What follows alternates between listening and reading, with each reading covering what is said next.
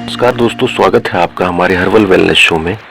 आज पूरा वीडियो के अंत तक बने रहिएगा क्योंकि आज आपको CoQ10 के बारे में बहुत ही विस्तृत जानकारी मिलने जा रही है। CoQ10 is basically an enzyme.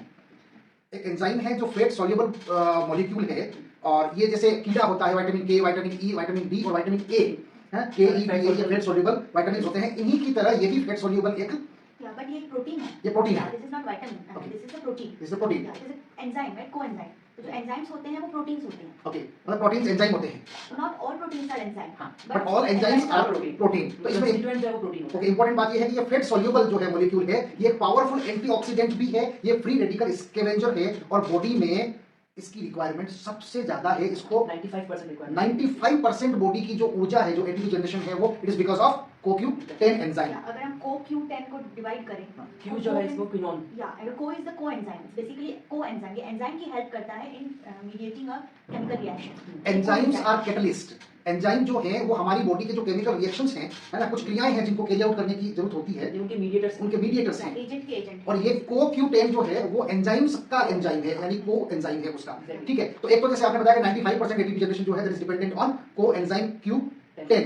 और इस वजह से ये हर बॉडी सेल में प्रेजेंट होता है। बेसिकली यूबिक्यूटस यानी कि फाउंड एवरीवेयर। इस यूबिक्यूटस टर्म से आया है यूबिक्यूनॉन या यूबिक्यूनॉल। जैसे CoQ10 में जो Q है दैट इज क्विनोन। हां, और ये टू टाइप्स के होते हैं बेसिकली, यूबिक्विनॉन एंड यूबिक्विनॉल। जो यूबिक्विनॉन है वो इलेक्ट्रॉन एक्सेप्टर होता है एंड यूबिक्विनॉल जो है वो इलेक्ट्रॉन डोनर होता है। ये दोनों तरह का रोल प्ले करता है। यूबिक्विनॉन भी बन जाता है और यूबिक्विनॉल भी बन जाता है, जैसी बॉडी की रिक्वायरमेंट होती है। जो डोनर है वो एंटीऑक्सीडेंट होता है, उसकी तरह एक्ट करता है। फ्री रेडिकल्स होते हैं हमारी बॉडी में, या जो फ्री रेडिकल्स हैं जो हमारी बॉडी के सेल्स को हार्म करती है, बेसिकली जाकर के बॉडी सेल्स को अटैक करती है, बिकॉज उनके पास एक इलेक्ट्रॉन की कमी रहती है, तो वो बॉडी सेल्स से वो इलेक्ट्रॉन लेने की कोशिश करती है। तो ये यूबिक्विनॉल है, वो जाके उनको इलेक्ट्रॉन देता है। हमारे शरीर में जो भी ऑक्सीडेटिव स्ट्रेस पैदा होता है, चाहे वो लंबी बीमारी के बाद हो, चाहे वो रेडिएशन की वजह से हो, चाहे पोल्यूशन, फूड एडिल्ट्रेशन, नशा करने की वजह से, अल्ट्रावायलेट रेडिएशन, इन सब की वजह से जो हमारा शरीर बूढ़ा होने लगता है ना, जो नष्ट होने लगता है, झुर्रियां आने लगती है, तरह तरह की बीमारियां पैदा होती है, इम्यून सप्रेस हो जाता है। इन सब के पीछे एक चीज है जो रेस्पॉन्सिबल होती है, वो है फ्री रेडिकल। और ये फ्री रेडिकल्स का दुश्मन है, ये फ्री रेडिकल स्कैवेंजर है। फ्री रेडिकल्स को हमारी बॉडी में चुन चुन के ये खाता है। कहाँ रहता है? आपने बताया कि ये एवरी सेल में अवेलेबल है, माइटोकॉन्ड्रिया में जो पावर हाउस होता है सेल का, उसमें ये अवेलेबल रहता है।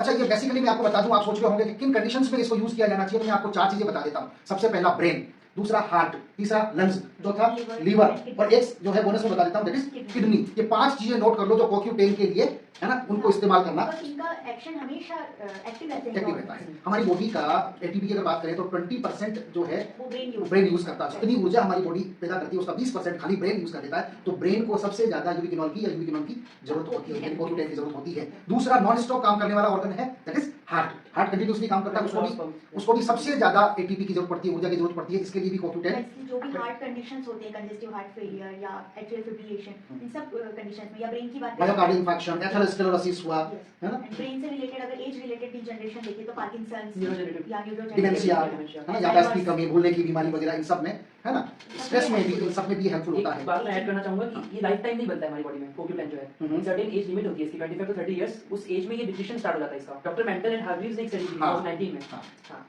डॉक्टर मेंटल एंड हार्ग्रीव्स ने 2019 में एक स्टडी करी थी। वो सबमिशन जो हुआ था तो उसमें पता लगा था कि हमारी बॉडी ऑटोमेटिकली चूंकि बनाती है CoQ10, लेकिन 25 साल की उम्र के बाद इसका बनना कम हो जाता है। 30 साल की उम्र के बाद में तो ये करीब करीब बनना बंद ही। लेकिन अगर आप ये सोचेंगे कि मैं तो बादाम खा रहा हूँ, फैटी फिश खा रहा हूँ, स्पाइनेच खा रहा हूँ, सब कुछ खा रहा हूँ, तो भी मेरी बॉडी में ये बनना चाहिए। एक चीज क्लियर कर दें यहाँ कि हमारी बॉडी खुद जो है CoQ10 अपने आप बनाती है। कब बनाती है? इसको बनाने के लिए 8 तरह के विटामिन्स और मिनरल्स की जरूरत होती है। इसके अलावा meet, soybean oil, sea food, groundnuts, इन चीजों से ये CoQ10 का निर्माण करती है। लेकिन तब तक डॉक्टर मेंटल ने कहा है कि 30 साल के बाद ये बॉडी बनाना बंद कर देती है। चाहे जितना मीट खा लो, चाहे जितना ग्राउंडनट खा लो, काजू खा लो, सप्लीमेंट ही लेना पड़ेगा उसके लिए। मेरे पास कुछ स्टडीज है 1957 में डॉक्टर फ्रेडरिक क्रेन ने बताया था।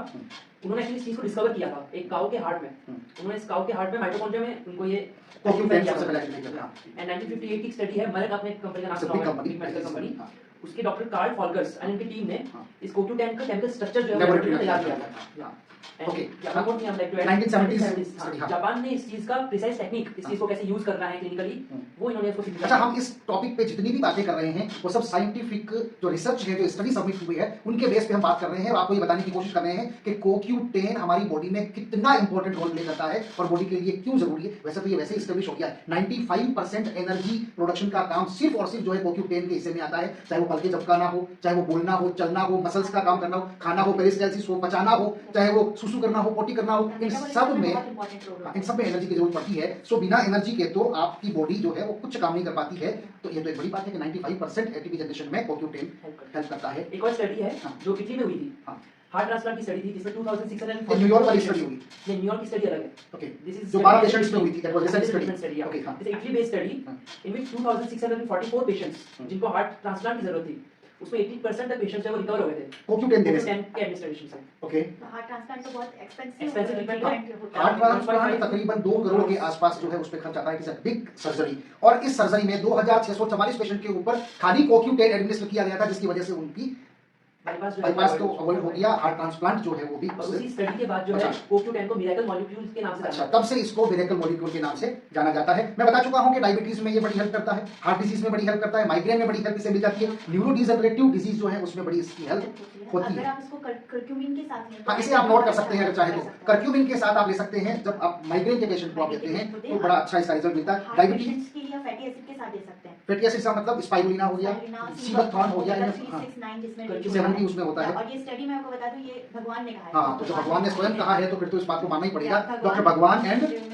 मिस्टर चोपड़ा 2006 में। की एक स्टडी है। इससे CoQ10 का एब्जॉर्प्शन एंड एसिमिलेशन फास्ट हो जाता है। फास्ट तो हो अगर आप जाता है। फैटी एसिड्स वाले फूड के साथ आप लें अगर इसको हाँ। तो आपका एसिमिलेशन फास्ट होगा। ठीक है, इसके साइड इफेक्ट्स जो है सो फार कोई बहुत मिनिमल साइड इफेक्ट है। इंसोम्निया थोड़ा सा जो नींद नींद का आना थोड़ा सा 1-2 दिन के लिए डिस्टर्ब हो सकता है, हल्का सा स्टमक अपसेट हो सकता है। Contraindication है। प्रेग्नेंट लेडीज में अवॉइड करना चाहिए। प्रेग्नेंट और एक और चीज जो ब्लड थिनर जो है स्टेटिन Statin पेशेंट्स को दे रहे हैं उसको नहीं देना चाहिए। ठीक है, इसके अलावा ये सेफ ड्रग है, ड्रग नहीं है, सॉरी, ये तो सप्लीमेंट है, so that can be given to any patient. But एक खास बात जो मैं अंत में आपको बता दूं, ये जितनी भी बातें हमने करी है ये रिसर्च और स्टडी बेस्ड बातें, साइंटिफिक एविडेंसेस के साथ में है। Even though before taking CoQ10 और any supplement you must consult your qualified doctor और उनकी देख रेख में ही कोई भी चीज आपको लेनी चाहिए। Otherwise in my opinion CoQ10 is a miracle molecule और इस बात से इनकार नहीं किया जा सकता। बड़ी सर्जरीज को भी टाला जा सकता है, इसे डेफिनेटली लिया जाना चाहिए। वीडियो देखने के लिए आपका बहुत बहुत धन्यवाद। जाते जाते हमारे चैनल को सब्सक्राइब जरूर कर लीजिएगा। धन्यवाद।